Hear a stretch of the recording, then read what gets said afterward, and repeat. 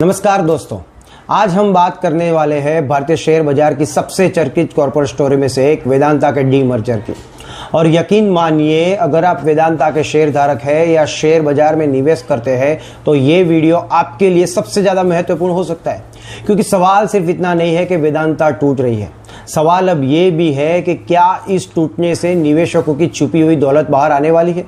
चलिए समझते हैं पूरी कहानी आसान भाषा में। दोस्तों, वेदांता कोई एक बिजनेस नहीं है।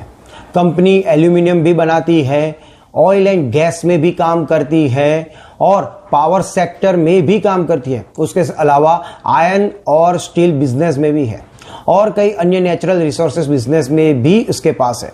अब तक ये सभी बिजनेस एक ही कंपनी के अंदर थे, लेकिन मैनेजमेंट का मानना है कि अलग अलग बिजनेस को अलग अलग कंपनियों में बांटने से उनकी असली वैल्यू सामने आ सकती है। और यहीं से शुरू होती है वेदांता के डीमर्जर की असली कहानी। अब सबसे बड़ा सवाल, डीमर्जर के बाद शेयर धारकों को क्या मिलेगा।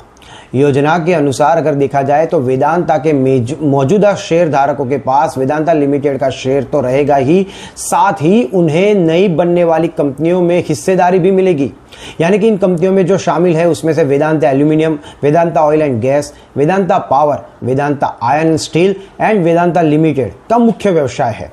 यानी अगर आज आप वेदांता के शेयर धारक हैं तो कल आपके पास केवल एक कंपनी नहीं बल्कि अलग अलग कंपनी बिजनेस में हिस्सेदारी हो सकती है।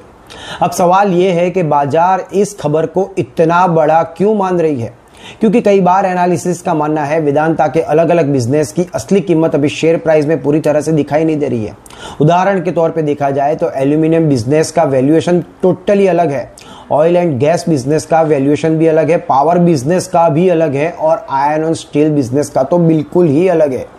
अब ये सभी कंपनियां अलग अलग लिस्टेड एंटायर्स में बनेगी, तो मार्केट हर बिजनेस को उसकी क्षमता के हिसाब से वैल्यू दे सकता है और इसी को कहा जाता है वैल्यू अनब्लॉकिंग। लेकिन दोस्तों, यहां एक ऐसी बात है जिस पर बहुत कम लोग ध्यान दे रहे हैं। डीमर्जर के बाद आपके पास सिर्फ 5 कंपनियां नहीं होगी, आपके पास 5 अलग अलग कहानियां होगी और हर कहानी का भविष्य अलग होगा।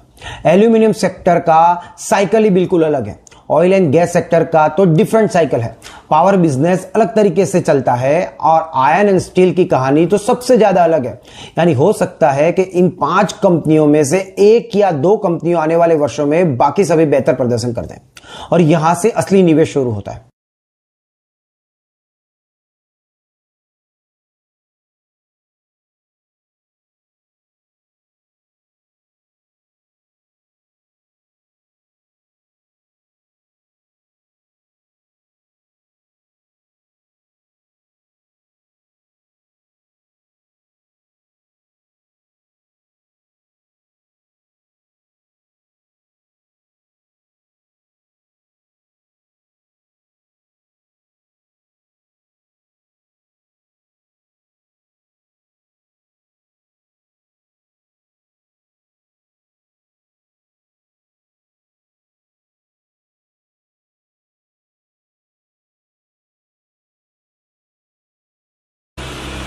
ग्रोथ कितनी है, मैनेजमेंट कैसा है और सबसे महत्वपूर्ण, उन पर डेप्थ कितना है। और यही वो पॉइंट है जिसे हर निवेशक को समझना चाहिए और जानना भी चाहिए, क्योंकि वेदांता ग्रुप लंबे समय से अपने कर्ज को लेकर भी काफी चर्चा में रहा है। इसलिए केवल डीमर्जर देखकर निवेश का फैसला करना समझदारी नहीं होगी। अब बात करते हैं डिविडेंड इन्वेस्टर की। वेदांता लंबे समय से डिविडेंड देने के लिए जानी जाती है, मार्केट में किंग है डिविडेंड के लिए। कई निवेशकों ने केवल डिविडेंड इनकम के लिए इस शेयर को होल्ड किया हुआ है। लेकिन डीमर्जर के बाद अब सबका क्वेश्चन यही है कि हर नई कंपनी अलग अलग डिविडेंड पॉलिसी बना सकती है। इसलिए आने वाले समय में यह देखना सबसे ज्यादा महत्वपूर्ण होगा कि कौन सी कंपनी शेयर होल्डर्स को सबसे ज्यादा रिवॉर्ड देती है। अब सबसे महत्वपूर्ण सवाल, वेदांता इन्वेस्टर को अंत में आखिर करना क्या चाहिए। अगर आप शॉर्ट टर्म ट्रेडर है